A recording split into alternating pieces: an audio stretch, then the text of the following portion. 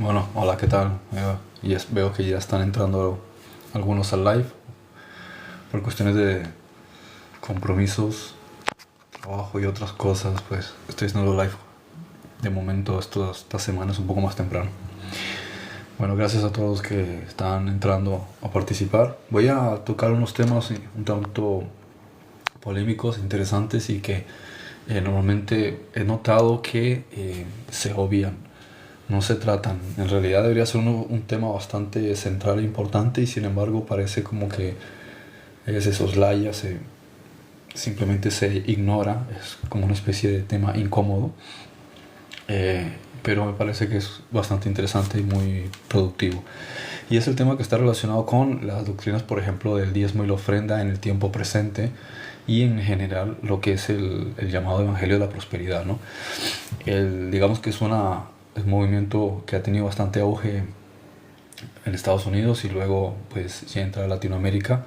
En algún sitio, en algunos lugares tiene una buena aceptación y en otros lugares no. Algunas personas lo ven como algo normal y otros tienen ciertas resistencias al tema, especialmente porque se observa, o bueno, según las apariencias, que en muchos grupos, especialmente en Centroamérica, mayormente en Estados Unidos, parece que se presta, ¿no? Como para casi que usura, ¿no? Como que se utiliza el argumento de frases de la Biblia y contexto y citas sacadas convenientemente de lugar para una especie de enriquecimiento más de lo que sería el salario de alguien, ¿no?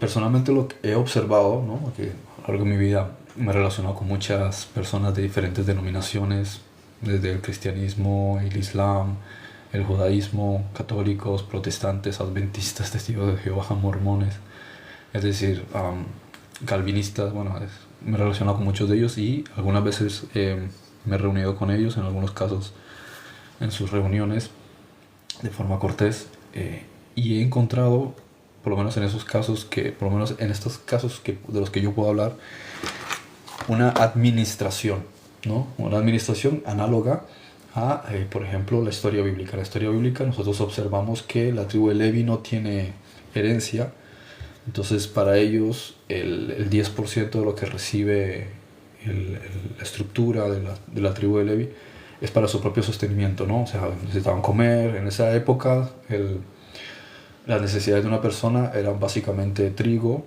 ¿sí? Cebada, vino, aceite, porque al entrar ellos en Canaán no necesitaban comprar ni alquilar tierra, simplemente iban llegando, se posicionaban, entonces es fantástico, no había que preocuparse por eso. Tampoco tenían que pagar agua, porque no funcionaba de esa manera. Había unos pozos, la gente hacía pozos en sus propias tierras o buscaba manantiales donde se cogía agua, pero normalmente lo lógico era hacer un pozo, o había pozos comunitarios, ¿no? Fíjense que cuando Abraham llega a Beersheba, una de las primeras cosas que hace es cavar pozos. De hecho, hay 7 pozos en Beersheba, todos son pozos de Abraham, o se le llama pozos de Abraham, ¿no? Yo estaba por ahí, muy bonitos, y son lugares que todavía se cuidan porque son históricos, ¿no? Tienen 4000 años fácilmente. Luego no tienen que pagar electricidad, no tienen que pagar internet, no tienen que pagar transporte. Entonces, digamos que lo tenían bastante fácil en ese sentido. Se levantaban con el gallo, trabajaban hasta más o menos las 12 del día y a partir de ahí comían, descansaban porque las horas de sol son fuertes y el resto de la tarde la pasaban con la familia. Entonces en realidad trabajaban unas 6 horas hasta el viernes por la tarde, ¿sí? Entonces ya el sábado por la tarde se hacía poco, de modo que era más o menos un día y medio de descanso. Esa era lo que era la cultura en aquel entonces. ¿Qué ocurre? Nos encontramos en el día presente donde las necesidades de las personas ya no se traducen en lo mismo. Entonces, en ese entonces, una persona que trabajaba 6 horas, hoy día trabaja, no sé lo que voy a trabajar, 8 9 10 12 horas, ¿sí? Los que hemos trabajado hasta 13 horas. Y hay muchos más gastos, ¿sí? O sea, ellos en ese entonces, imagínate, si te puedes ahorrar el alquiler o la compra de una tierra, si te ahorras el tema del agua, si no había que pagar electricidad, no había internet, en realidad lo tenías bastante resuelto, ¿no? Solamente era la necesidad de la comida. Por eso Joshua dice, el obrero es digno de su alimento, no dice de su renta, porque en aquel entonces eran pocos los que tenían que estar en ese sistema en el que hoy estamos de esclavismo, de una dependencia, un empleo. De hecho, cuando se habla de trabajo, se habla como si fuese algo normal. En realidad, en la época del antiguo Israel, el que trabajaba en ese sentido para otra persona era una persona que estaba endeudada. O sea, las personas libres no trabajaban para nadie. Por eso Yeshua les dijo, seréis verdaderamente libres, porque está hablando en otro sentido, en otro contexto, porque habla en un sentido de estar sometidos al imperio romano. Porque cuando ellos no habían elegido todavía ningún rey, pues tampoco tenían que pagar impuestos. Entonces, en ese sentido, era una vida bastante holgada que envidiaríamos, aunque nosotros tenemos hoy día las facilidades de esos sistemas de transporte rápidos, mucha más sombra, agua potable, sistema de cañerías, es decir, sistema médico, tenemos internet, o sea, tenemos mucho más servicio. Empecemos por el hecho de poder abrir un grifo y que salga el agua, eso es, para ellos habría sido lo más grande, porque mucha gente moría por disentería, o sea, no podías beber agua de cualquier lugar. Por eso en la época de Jesús vemos mucho que se la pasaban bebiendo vino. Y no es porque fuesen borrachos, sino porque el vino pasaba por un proceso en el que era mucho más saludable que el agua. Sí, por eso no beber agua era una ruleta rusa, no sabías si te podías intoxicar o no. Entonces, la sociedad ha cambiado mucho, ¿no? Así como las leyes han cambiado, también los gastos han cambiado. Entonces, hoy día, por ejemplo, una persona que quiera vivir con la época del antiguo Israel tendría que tener su propia tierra. Igual tendría que pagar impuestos porque el Estado se lo cobraría, sí o sí. O sea, el Estado va a querer siempre pasar tajada, ¿no? Coger tajada, quiero decir. Pero el individuo de alguna manera se quedaría desconectado si no tuviese un servicio de electricidad. Entonces a lo mejor puede tener un sistema de generador eólico o con imanes, o puede ser paneles solares o algún otro invento que pueda resolver. Luego el agua, también tendría que tener alguna fuente de agua dependiendo de qué parte del mundo está. Hay sitios de Latinoamérica, por ejemplo, el Centroamérica, el norte de Sudamérica, Estados Unidos, muchas partes, el norte de Europa donde abunda el agua, pero en otras partes no abunda el agua. Entonces, aunque hagas un pozo, te va a servir de poco. Luego está el hecho de la electricidad. Aunque quieras vivir, pues bueno, como digo, la electricidad, el agua. Luego el internet. Estar desconectado al internet, especialmente cuando te has acostumbrado, es difícil. Entonces, un sistema así te haría casi que teniendo que estar desconectado del sistema, con tu propia tierra y tus propias cosas, y después hacer algo de intercambio. Es decir, yo puedo tener una producción de algo en mi terreno, y lo que me dé un superávit, o sea, más de lo que yo necesito, yo lo podría intercambiar con algo, lo podría vender y con ese dinero pues tener internet o electricidad extra si necesito para neveras o para algo que tenga un tiraje de un voltaje mayor, para cosas, ¿no? Porque en aquel entonces, la época hebrea, se comía lo que se tenía. Hoy día puedes guardar cosas en una nevera, en ese entonces no había neveras. Entonces, es bueno entender este tipo de comparativa y el hecho de que cuando se le decía al pueblo de Israel, este diezmo será para el Señor, en realidad se estaba refiriendo, y lo aclara, era para el levita. ¿Por qué? Porque Dios no necesita nada de nadie, ¿sí? Es decir, Él es autosuficiente. De hecho, lo dice el Salmo 50:12, perdón, Salmo 50:12 dice, si yo tuviera hambre, no te lo diría a ti, porque mío es el mundo y su plenitud. Entonces, Dios no tiene ninguna necesidad de nada. Él pone las leyes, como estableció las mitzvot, las 603 ordenanzas, es por el prójimo. ¿Sí? La cuestión es el prójimo. ¿Qué le importa a él? Es decir, ¿qué necesidad tiene? Entonces aquí hay un razonamiento que a veces choca cuando algunas personas critican algunas cosas, las sacan de su lugar, al decir Dios no necesita el dinero. Lógico que Él no necesita el dinero, pero los mandamientos y las leyes siempre son por el prójimo. El que necesita un equivalente para cubrir sus necesidades es aquel que está sirviendo al ministerio. Entonces, en ese caso, por ejemplo, uno observa que ya Deuteronomio había dicho, no pondrás bozal al buey que trilla. Y lo interesante aquí, que lo recalca Pablo en 1 Corintios 9, 14 y también en 1 Timoteo 5:18, no se está refiriendo a los bueyes. De hecho, cuando dice buey, en hebreo dice shor. La palabra hebrea shor se compone de 3 letras, shin, vav y reish. Y es muy interesante porque la vav es la letra del hombre. ¿Sí? De hecho, es la 6ª letra, el número 6, el número del hombre. O sea, se refiere al individuo y está en el medio de 2 palabras. La shin, que es el fuego de la conciencia y el conocimiento, el que enseña y el que aprende. ¿Sí? Y después la letra reish, que es de la cabeza, rosh, se dice cabeza en hebreo. Entonces la autoridad. La palabra sho es de donde viene zar, en la lengua rusa, o sea, un líder. Y de hecho en hebreo shah o shah, ¿sí? O sarei es el que lidera. Y si invierte las palabras, que es algo muy común en el hebreo antiguo, en un anagrama, es rosh, cabeza, nuevamente autoridad. Entonces lo que está diciendo en realidad es aquel que Dios lo ha puesto como líder, o que está enseñando, o que es una autoridad de Dios, o que se está encargando de cuestiones espirituales. A él no le pongas bozal cuando está trillando, porque tiene dos significados. El bozal, ¿qué significa? El bozal es para que no muerdas, ¿sí? Pero imagínense que ustedes están trabajando fuerte, o están en un gimnasio, o están trabajando la tierra, y alguien les pone y les amarra la boca, ¿sí? Les pone algo en la boca, no pueden casi ni respirar, entonces se asfixia. No tiene sentido, necesita respirar bien. Lo segundo es, si el güey quiere comer y tiene algo en la boca, no puede comer, no puede abrir la boca para masticar. Bien, entonces le causa esa impotencia y frustración. Mientras él está teniendo que cargar una estructura para poder arrastrar y hacer su trabajo. Entonces lo que está diciendo el texto es, si una persona se está dedicando a la obra de Dios, no se lo ponga difícil, porque él ya está haciendo un esfuerzo duro al sol, hablando en el caso del buey, ¿no? ¿Sí? Tirando la tierra, porque ¿qué es el trillaje? Es triturar, romper. Él está facilitando el conocimiento que Dios ha traído para facilitártelo a ti. Entonces él está como hicieron los malaj en el Sinaí, coger el alimento de Dios y se lo daban al pueblo de Israel desde el cielo hacia la tierra, ¿no? Entonces todo esto es muy significativo, porque los malajim, los ángeles, le están dando al pueblo de Israel ya la comida preparada. No tenían que cocinar, no necesitaban hornos, no necesitaban trillar, no necesitaban recoger, no necesitaban cultivar, ya todo le venía. Y esto es lo que hacen muchos, ¿sí? Lo que estamos enseñando. Se enseña, se transmite una información. ¿Por qué muchas personas quieren escucharlo? Porque se les está facilitando un trabajo que otra persona ya ha preparado, o que el Espíritu Santo le ha revelado.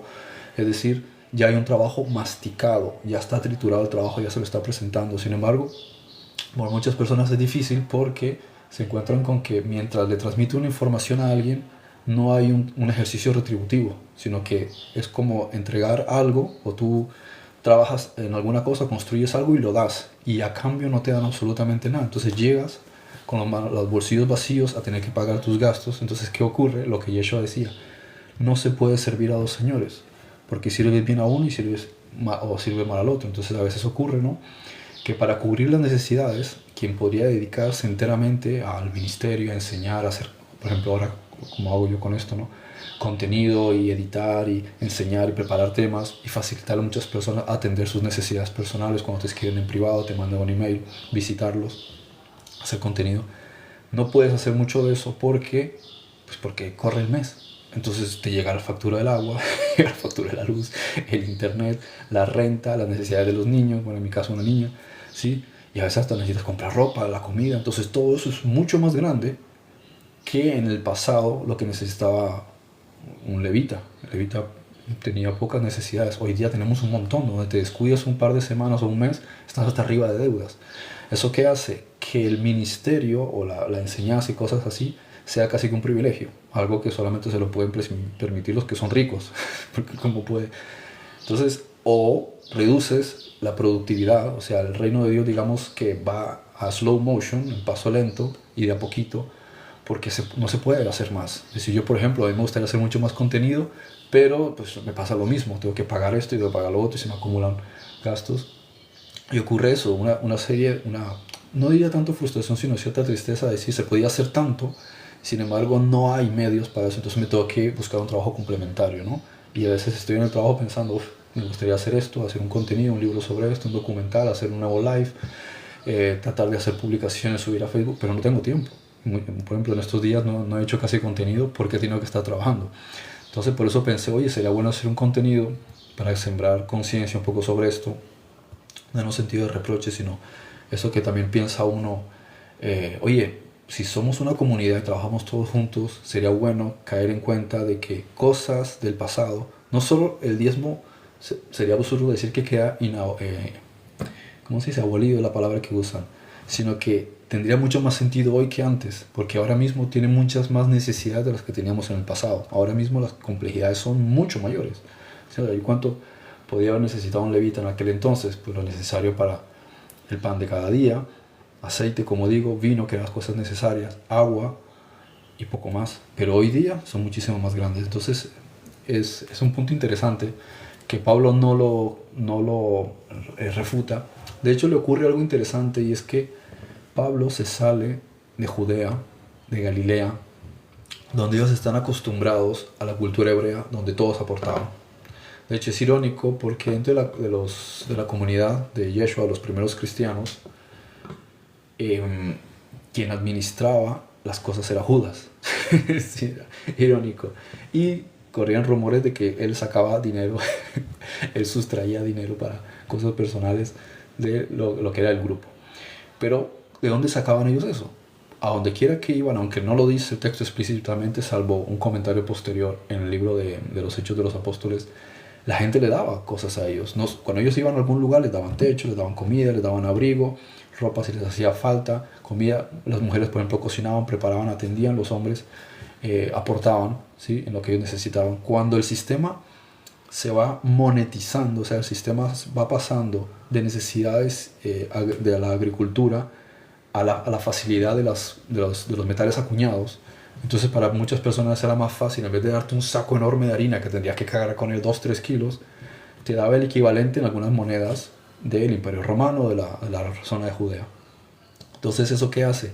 Que ya no se hable tanto en términos de comida y de cosas que pesan, ¿sí?, o especias o telas, sino que se facilita al hablar de monedas. Es como hoy día, se habla de dinero y después se habla de moneda digital, ¿no? Entonces, no es que haya personas que los tratan de manipular, sino que simplemente han cambiado los elementos. Antes era cosas muy pesadas que había que guardar o almacenar.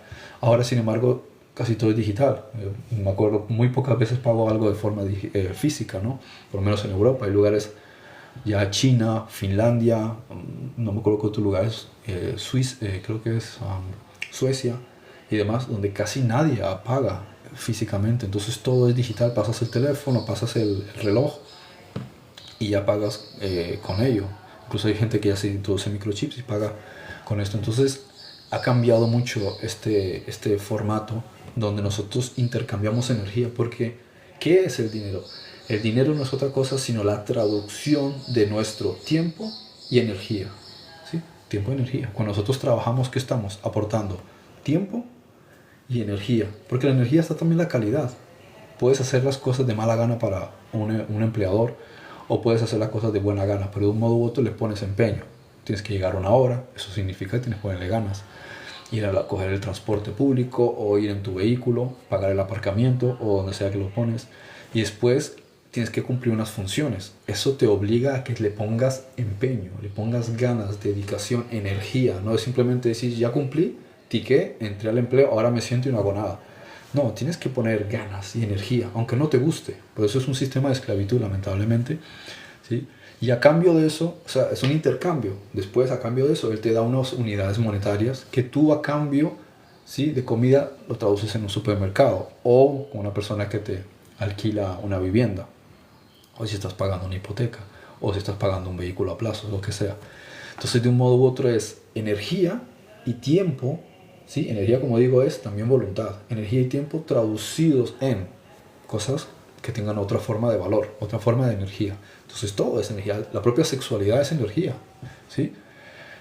Fíjense mucho también cómo se comercializa, es decir, la prostitución se comercializa cada vez más a nivel digital, ¿sí? Y es un intercambio, es a cambio de dinero. Entonces muchas cosas se hacen a cambio de dinero, porque es en lo que al final casi todo se traduce, ¿sí? Como el dios Mamón, ¿no? Pero porque el sistema se ha convertido en una especie de embudo en el que todo termina convergiendo en el facilismo de una unidad digital.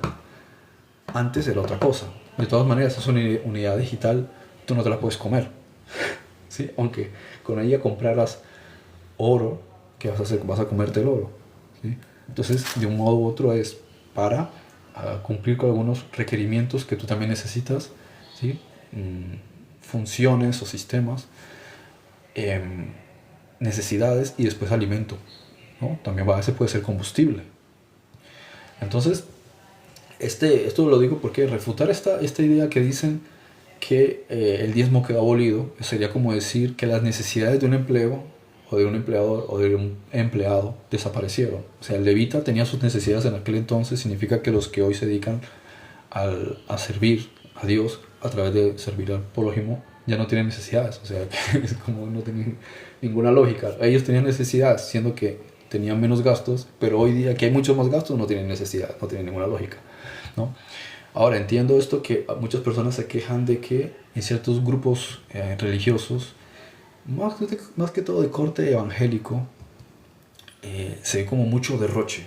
A veces utilizas casi como el chantaje psicológico y emocional para hacer, como dije al principio, una especie de negocio, ¿sí? Un negocio donde todo se centra es en la parte de dar, ¿sí?, tu energía a cambio de lo que estás recibiendo, pero no en un sentido de conciencia y de un aporte a un crecimiento, sino es un chantaje que le agrada, decir, no, haz esto porque le agrada a Dios. Pues en realidad, ¿qué tiene que ver Dios con eso? Como dije antes, Dios no necesita el dinero, es que hay un funcionamiento. Y aquí también es una cuestión de que, igual que los ciudadanos deberían exigirle al Estado conocer exactamente en qué se están destinando sus impuestos.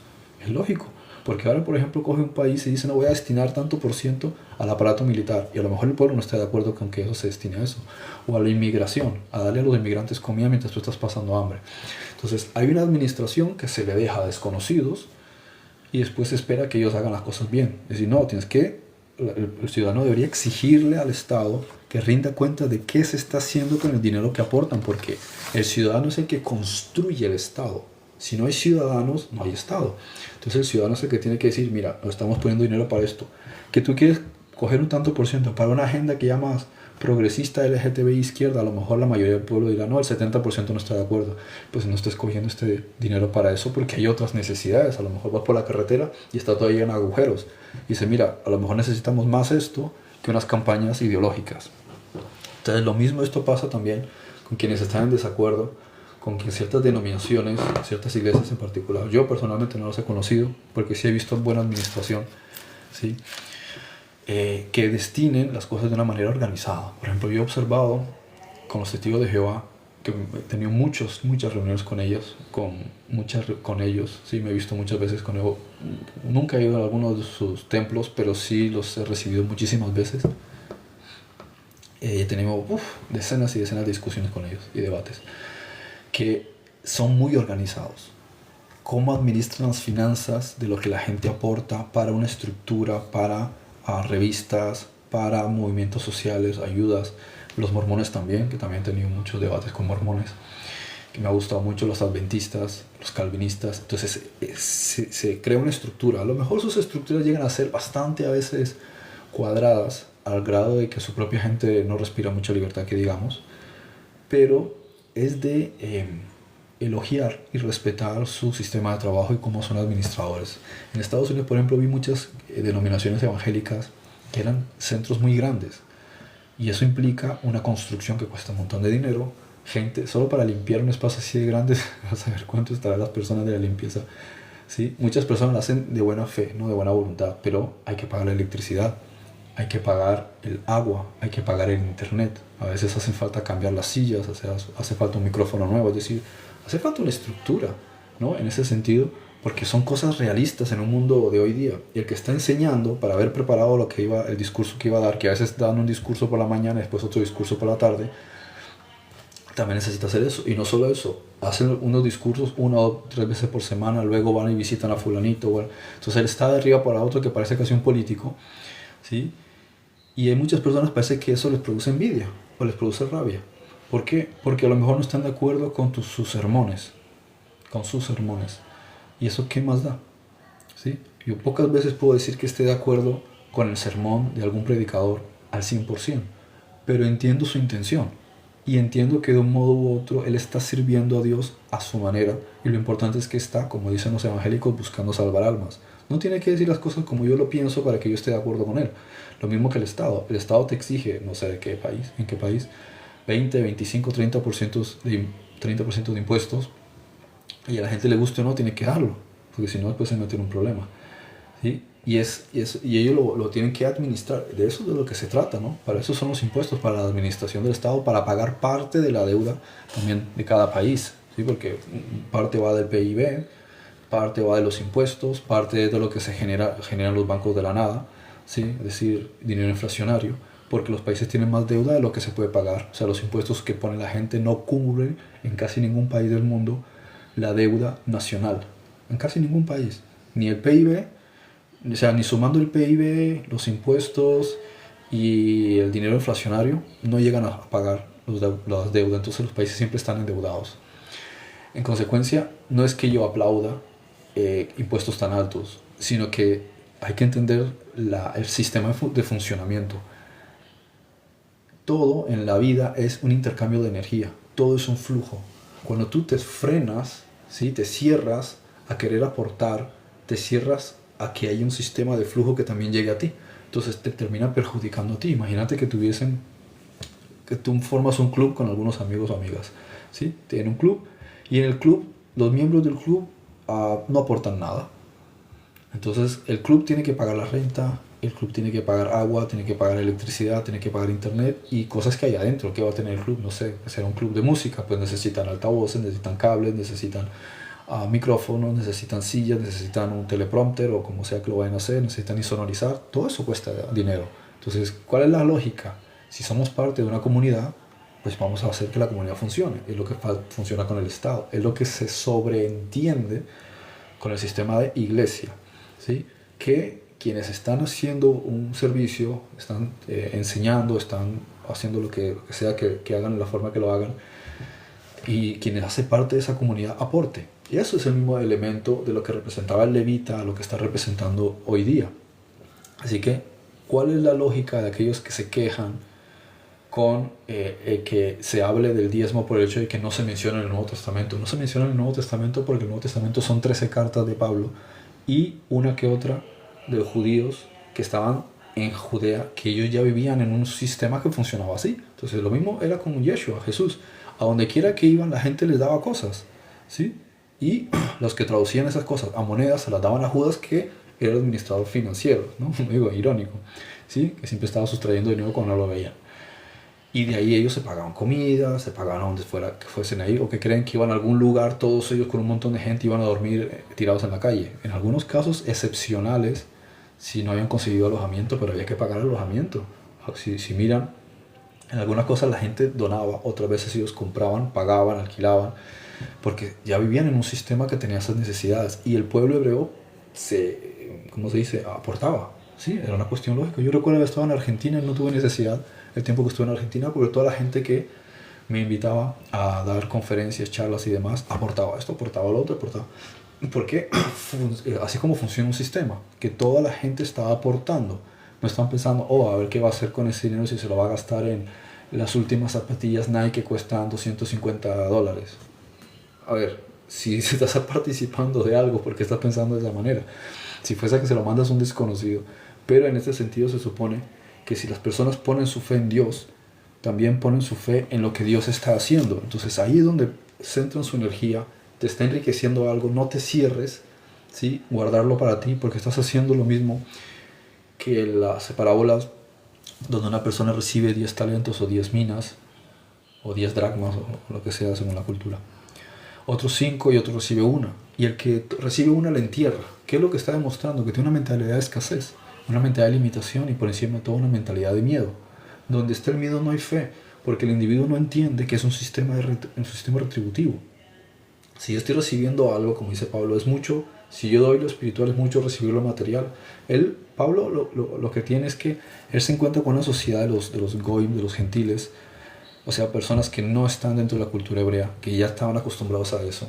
Y él les está enseñando, ellos no caían en cuenta que Pablo también tenía necesidades, ¿sí? No caían en cuenta que Pablo también necesitaba un sitio donde dormir, una ropa que vestir. Y no es que siempre le pasase eso, pero sí pasaba que la comunidad no estaba acostumbrada. ¿Pero por qué? Porque ellos venían de otra estructura social donde ellos no habían sido educados en eso. Bien, y eso es lo que a veces ocurre.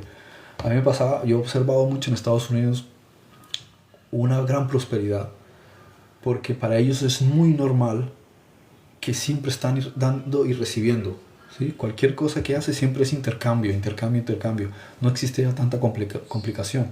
Por ejemplo, cuando he llegado a Europa he observado que dar a muchas personas les resulta casi como que es una especie de contrato. ¿sí? Todo tiene que hacerse con un contrato, se firma esto y se estructura para poder dar. Y siempre como una doble intención, o en general, no siempre, ¿no? Pero no funciona con la facilidad como funciona, por ejemplo, en Estados Unidos. ¿Y es por qué?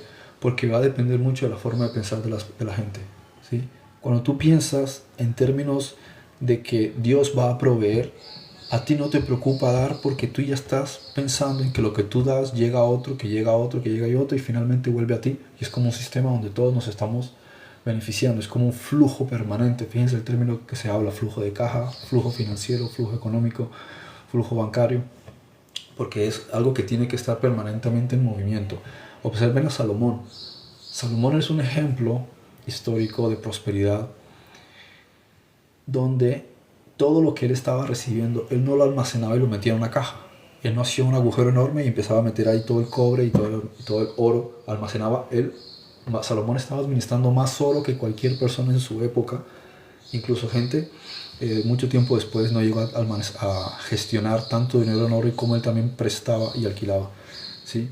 A otras naciones. Y él, que hacía, todo lo que estaba recibiendo lo reubicaba. Algunas cosas que él iba a guardar, lo que hacía era traducía ese oro en elementos, escudos, estructuras, lo que fuese, ¿sí? Infraestructura. Entonces él estaba traduciendo esa energía en otras cosas permanentes que enriquecían cultural o estructuralmente a la nación. No la almacenaba. Cuando tú almacenas tu bienestar, tu bien, se muere, porque no es un flujo. Imagínense que ustedes tienen un lago, ¿sí? O una piscina, y cierran los grifos y la dejan ahí abandonada. Vuelvan una semana después, 2 semanas después, a ver cómo está. El agua se empieza a llenar de insectos, empieza a podrir, alga, lo que sea, y lo único que tienen ahí son parásitos, insectos, moscas, porque no hay flujo. Eso es lo que ocurre con la economía. Parte directamente de la fe, y puede sonar a tema de negocio, pero es que en realidad es así. Cuando se enseñó en algún momento de la historia bíblica que las personas tenían que vivir en la escasez? Es una mala interpretación que fomenta la Iglesia Católica. ¿Por qué? Porque a ellos les interesaba mantener al pueblo pobre para ellos mantener la riqueza. Entonces es un poco contradictorio que ellos vivan en lujos con un montón de oro, ¿sí? Que uno va a Vaticano y tienen de las reservas de oro más grandes del mundo, de reliquias y de cosas arqueológicas e históricas. O sea, hay un capital de las riquezas más grandes del mundo en Vaticano. Entonces, ¿dónde está el concepto de que la prosperidad es algo negativo? Si fuese así, deberían vender todo y dárselo a los pobres. No, es la mala interpretación, ¿sí? De muchas cosas, del hecho de que, por ejemplo, Yeshua y sus discípulos estaban en una misión muy específica y se centraban en lo que estaban haciendo en su misión. Por eso no estaban pendientes de cultivar tierras, ni de centrarse en ese tipo de cosas. Entonces ellos iban a lo que iban, estaban centrados en lo que estaban centrados. Hoy día sería un poco difícil tratar de traducir esa facilidad al día de hoy. ¿Por qué? Si Pedro tenía alguna dificultad económica, le daba exactamente igual, porque ellos tenían su barca, se iban a pescar, tenían su alimento, tenían su casa. ¿Qué más necesitaban? No hacía falta nada más. Hoy día sería un poco complicado, porque hasta si quieres ir a pescar, el Estado te pide que pagues un impuesto. Va a depender en qué país, por lo menos aquí en España, ¿sí? Hasta el que pesca le piden una licencia. Imagínense lo descarado, ¿no? Algo que es, ¿cómo es? Reus nullus, ¿sí? Que es de todos, le cobran un impuesto por eso. Entonces llegamos ya a niveles donde el individuo que quiere ser completamente libre también en parte termina siendo un tanto desconectado. Entonces, si tú quieres vivir parecido a esa época, lo puedes hacer si tienes alguna tierra, si piensas en desconectarte de todo el mundo. Pero, por ejemplo, personas que nos dedicamos a la difusión, que necesitamos internet, equipos y todas estas cosas, hay que pagar cosas, sería muy difícil tratar uno de adaptarse a esas estructuras de aquel entonces, especialmente porque lo sabrá cada uno de ustedes. El día de hoy la vida es mucho más costosa y más compleja que lo que era antes. Todo está más caro, cada vez se pagan más cosas, y sin embargo lo que pueda entrar para uno gestionarlo, para pagar eso, a veces es incluso menos. Entonces te endeudas pidiendo préstamos bancarios o préstamos independientes y después tienes que tratar de ver cómo pagas sobre capital o sobre la deuda para tratar de deshacer después esas deudas. Entonces es algo completamente loco, ¿sí? Desquiciante, que es vivir en la deuda, ¿sí es cierto? El dinero es deuda, o sea, el dinero se crece y se establece a través de la deuda, pero el ser humano no tiene la libertad de poder simplemente desconectarlo, el propio hecho. Ya en aquel entonces decía, el Hijo del Hombre no tiene donde recostar la cabeza. ¿Por qué? Porque es que es, dale para aquí, ocúpate de esto, trabaja la tierra, sí, paga cosas. Entonces, con esto le digo a los que creen que el diezmo y la ofrenda quedaron abolidos, de que no entienden realmente nada, no entienden cómo su propia vida es un ejemplo de las dificultades que vive el ser humano teniendo que pagarse sus necesidades. Y si eso es para un ser humano que, digamos, que ha elegido hacer eso, cuánto más para una persona que se dedica a la difusión de la verdad, en el enriquecimiento del alma, ¿sí? De llevar la información de Dios, que tiene que también prepararse, ¿no? El buey está preparando la tierra, como dice. A muchas personas se les hace difícil, se nos hace difícil poder hacer ese tipo de cosas, porque precisamente uno observa esta ironía de decir, si tiene necesidad de cualquier persona, ¿cómo no va a tener necesidad aquella persona que se está dedicando al ministerio si precisamente está sacando tiempo que no tiene para poder hacerlo? Porque también tiene que ir a trabajar. Entonces, si tú llegas, imagínense, 8 horas de trabajo, llegas muerto, o 9, 10 horas, a lavar ropa, a atender a los niños, preparar comida, bañarte, caes muerto a la cama. Entonces, ¿de dónde vas a sacar tu tiempo y luego energía?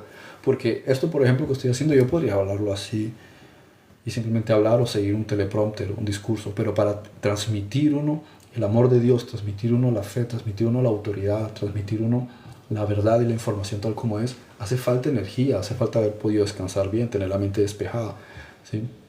Entonces es bueno entender eso para quitar esta tontería de cuando las personas se quejan del concepto del diezmo y la ofrenda, porque es que es lógico. Imagínense un estado que diga, no, a partir de ahora nadie paga impuestos. ¿Y cómo creen que se van a arreglar las carreteras, las tuberías? ¿Quién le va a pagar a la policía, a los funcionarios del Estado? No habría infraestructura. Entonces es bueno también ser coherente, que está bien que en muchos sitios los impuestos son muy altos, pero también hay que entender que si no aportamos nosotros en un sistema de funcionamiento, no hay sistema. ¿Sí? Se cortan ahora mismo, imagínense, salen a la calle y no hay electricidad, no hay carreteras, nadie va a arreglar la carretera a partir de ahora, no esperen nada de la policía, no hay cableado eléctrico ni de telefonía, o sea, es decir, se anula el sistema. Vamos a la época de los cavernícolas. ¿Por qué? Porque, bueno, no pague nadie nada.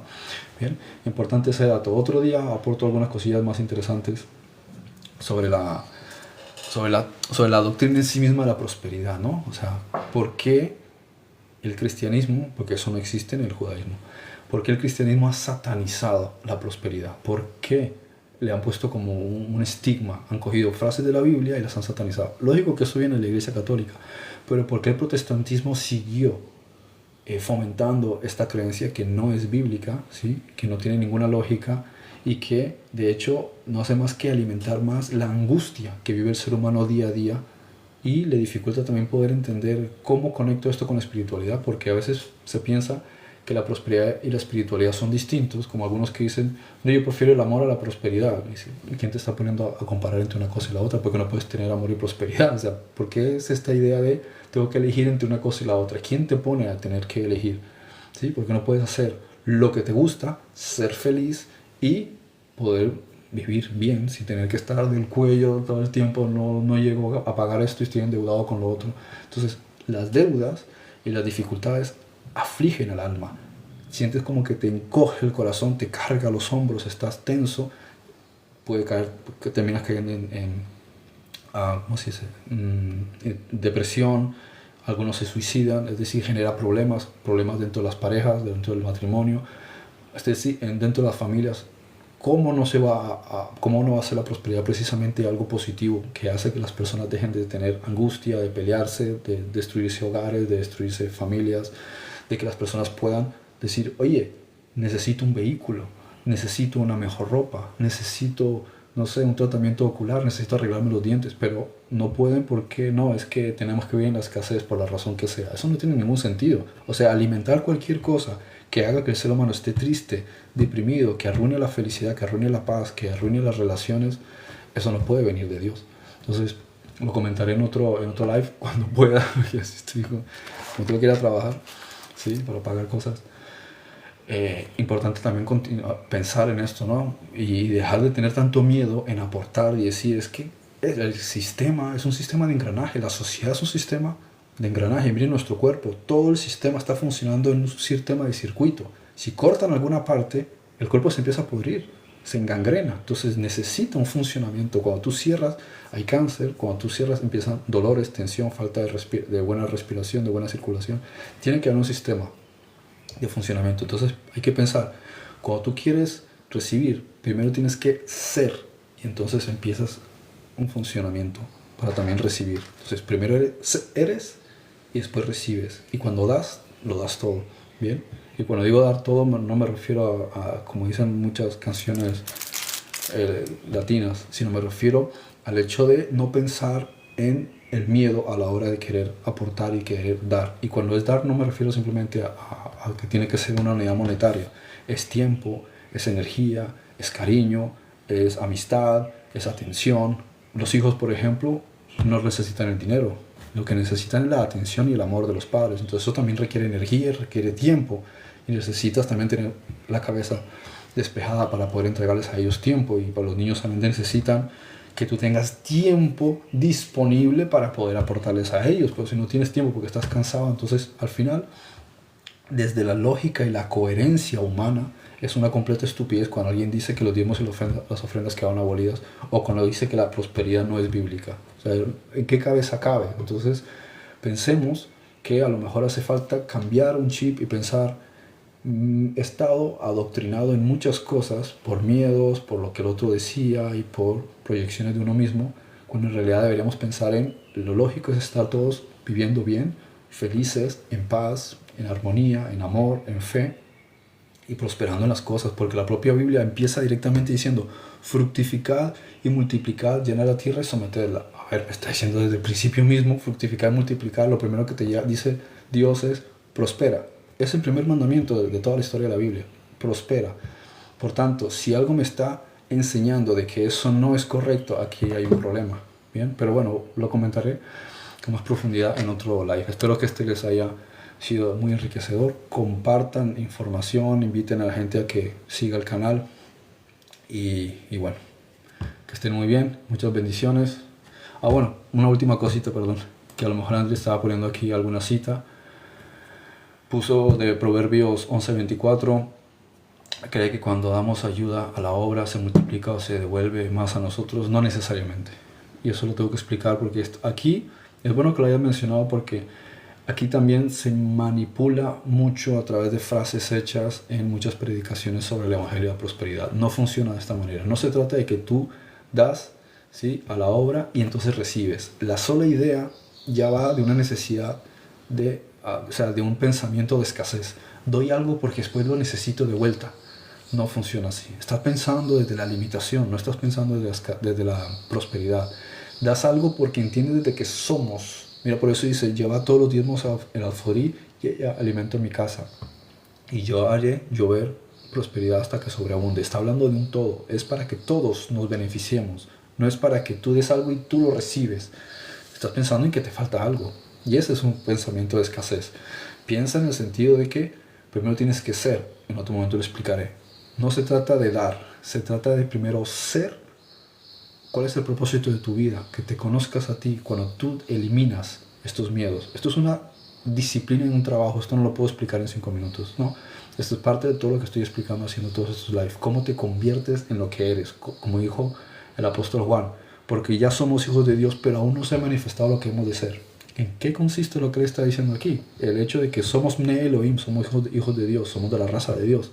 Pero ¿por qué nuestra vida no se traduce en ese hecho? Sino que estamos siempre en escasez, en limitación, enfermedades, dolencias. Hay algo que no cuadra, algo que no tiene sentido. Y este es lo que trato de compartir, ¿no? Pones otra, Andy pone Levítico 27:30. el diezmo es todo lo que hagamos en la vida, un cachito para destinarlo para el cielo. Si bien no es solamente limitarse a la parte física, lo he explicado en otras ocasiones, cuando habla del Shabbat, cuando habla del diezmo, se trata de la focalización y la atención primaria. Primero, el reino de los cielos. Dedica el porcentaje de lo mejor al reino de los cielos. Recuerdo una cosa que me llamó mucho la atención en Israel, en la secundaria, cuando yo colaboraba con un rabino, donde íbamos hotel por hotel en la zona sur de Israel, un sitio en el Golfo de Aqaba, una ciudad llamada Eilat, que es la ciudad de las más turísticas de Israel, donde nací. Y este rabino, no me acuerdo su nombre, yo lo acompañaba y llevábamos una furgoneta con muchos colaboradores, y en los hoteles entregaban el 10% de lo mejor que tenían en los comedores. O sea, tú vas a un hotel 5 estrellas, casi todos eran 5 estrellas, y el hotel no cogía las sobras, cogía lo mejor de lo que ellos le iban a dar a los clientes del hotel, ¿sí? Y separaban el 10% de lo mejor de todo lo que tenían, lo guardaban en un tupper y nos lo entregaban. Y nosotros íbamos a un sitio donde venía la gente, no había tanta gente porque en Israel no había, por lo menos en ese entonces, mucha necesidad, porque Israel es un sistema que funciona pues bien, pero ahí llegaban y traían comida, y la gente que iba al comedor, ¿sí? Donde nosotros entregábamos comida de lo mejor de los manjares, de lo que estaban pagando las personas en hoteles de 5 estrellas, carísimos. Entonces ahí, y de hecho pasaba que sobraba tanta comida que no sabíamos qué hacer. Yo me llevaba comida a la casa y no me cabía en la nevera, tenía que invitar a mis amigos a comer porque no sabíamos qué hacer con tanta comida, porque antes de deshacerme esa comida había más. Entonces ahí está el ejemplo de la prosperidad. ¿Dónde empezó la prosperidad? En que los empleados de los hoteles ofrecían el 10% de lo mejor que tenían para Dios. ¿Quién es Dios? Ahí tienes a su prójimo. Y entonces aquí está el ejemplo. Da lo mejor, o sea, lo mejor de tu energía y de tu tiempo a Dios. Por ejemplo, vas a hacer cualquier cosa en el día. Dedica primero una porción de tu tiempo, cuando tengas más energía, cuando estés más concentrado, primero a Dios. Centrarte en la oración, centrarte en algo que pueda enriquecer a otros, alguna publicación bonita que pueda animar a la gente ese día, algo que sea escribir algo bonito a tu pareja, animar a tus hijos, es decir, porque todo eso se traduce, es como Dios actuaría, el amor. Entonces, lo mejor en el día, busca, ¿sí? ¿Qué es lo mejor donde tú puedes concentrar esa energía como si se lo estuvieses dando a Dios? Y lo mismo también una vez por semana. Entonces el concepto del diezmo y del Shabbat primero tiene que ver con que lo mejor de tu energía, porque el dinero, ¿qué es? La energía y la concentración. Lo mejor de la energía y la concentración, dale una prioridad primero a Dios y luego al empleador, a lo que sea, ¿sí? Luego a lo demás. Primero concéntrate en levantarte por la mañana y decir: Dios, ¿qué es lo primero mejor que te puedo dar en este día? Hacerlo cuando tengo la energía, no cuando ya esté cansado, cuando estoy concentrado, cuando tengo la mente clara. Ahí le estás consagrando el Shabbat y le estás consagrando tu diezmo. Bien, que luego, como digo, ya la parte de funcionamiento social. Pero si vamos a hablar del diezmo genuino y del Shabbat genuino, es la energía y la atención primero al reino de los cielos y a Dios. ¿Vale? Honra a tu padre y a tu madre, Proverbios 3:9. Yo he visto que hay gente que ayuda a los demás, en verdad se les multiplica en sus vidas. Se debe a la ley de causa y efecto. Sí, tiene mucho que ver con eso, porque también cuando tú te dedicas a servir, también hay muchas cosas en tu mente que cambian.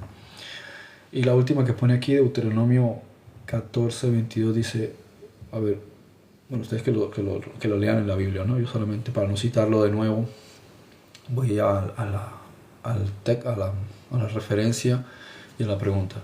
Una vez un rabino me dijo, dice Andri, ¿no? El colaborador de aquí, que solo es invertir el 10% de las ganancias en comprarle algo y agradecer al creador. Es verdad. Como digo, uno lo puede hacer de diferentes maneras, ¿no? Pero hay que entender que así como el sistema funciona de una forma, también el reino de Dios en la tierra necesita financiación. Entonces hay que pensar, si queremos que crezca la conciencia colectiva y demás, pues hay que pensar que los que estamos dedicándonos a esto también necesitamos pagar cosas, es cuestión de lógica. Pero eso es en el nivel de la forma y del mundo. Primero, considerar que tienes que dar tus diezmos a Dios, y como Dios es espíritu, pues tiene que ser un diezmo espiritual. Y luego pensar también en la tierra. Por eso dice, dad al Dios lo que es de Dios y al César lo que es del César. Entonces, incluso hay otra cita, ¿sí?, de otro evangelio que dice, y dadme a mí lo que es mío, decía Yeshua. Entonces, es también lo mismo dicho de dos niveles. Tenemos dos pies, tenemos dos manos. Tenemos dos ojos. Una cosa está conectada con el cielo y otra con la tierra. Animal de doble pezuña, recuérdense el Antiguo Testamento. ¿Qué significa? Tú tienes una mira puesta en el cielo y otra puesta en la tierra, como decía Yeshua. Padre, te pido por ellos, no porque los quites del mundo, sino porque los protejas del mal. ¿Qué es lo que está diciendo? Ellos van a estar en el mundo, van a estar trabajando en cosas del mundo, no es para que te los lleves, sino que están trabajando en cosas del mundo. Ayúdales mientras están en las cosas del mundo. Entonces, lo mismo aquí. Dale a Dios lo que le corresponde a Dios, pero también ten en cuenta que el prójimo también vives en una sociedad, vives en un gremio, también hay otro tipo de cosas dentro de la sociedad. La salvación, ¿a quién salva? ¿A Dios? No, es a tu prójimo. Entonces hay que pensar qué hacemos por el prójimo. Bien, entonces cumple tu parte con Dios y después cumple tu parte con el prójimo en lo que puedas. Bien, y si tú prefieres poder ponerlo para que el sistema también funcione, pues acuérdate también de quienes estamos enseñando, porque también tenemos unas necesidades, y cuanto menos pueda, o sea, cuanto menos tenga uno que depender del sistema, más calidad le dedica a Dios y a este ministerio y la enseñanza. Bien, porque ahí también está el pensamiento egoísta, la falta de fe. O sea, hay muchas cosas que cambian en la mente de una persona que influyen en la prosperidad, lo que estaba preguntando André. No es que tú des para recibir, sino que cuando tú das, empieza a cambiar tu forma de pensar, porque te estás enfrentando a tu mentalidad de inseguridad y de pensar, si doy, pierdo. Pero cuando tú tienes que dar y empiezas a dar y empiezas a dejar que fluya, empieza a cambiar tu forma también de pensar. Y es en el pensamiento, en la mente donde está el problema. No está en sí en el diezmo, porque tú puedes poner el diezmo en un lugar, pero si no sabes lo que estás haciendo, eso no es necesariamente retributivo. Pero cuando tú eres consciente de lo que estás haciendo y desde el corazón das, porque eres consciente de lo que está pasando y hay un flujo, tu mente empieza a cambiar. Y tu mente es la que ha creado la escasez, que entonces va a empezar a desaparecer. Dejas de proyectar necesidad y empiezas a proyectar beneficio, crecimiento. ¿Vale? Bueno, ya con eso y respondí a los puntos de André. Gracias y bueno, que tengan un excelente fin de semana. Si tengo tiempo, trato de hacer algún live a lo largo de este fin de semana. Bien, muchas bendiciones, mucho amor, mucha paz y mucha fe. ¿De acuerdo? Y gracias, Javier, que estás por ahí, que también es Pesaj, lo que llaman Pascua, para algunos lo ven como Semana Santa. Que tengan también una excelente conmemoración y recuerdo de lo que significa el Pesaj, ¿no? Que es dejar el mundo buscando trascender, ¿sí?, hacia el reino de Dios. Que estén muy bien. Bendiciones.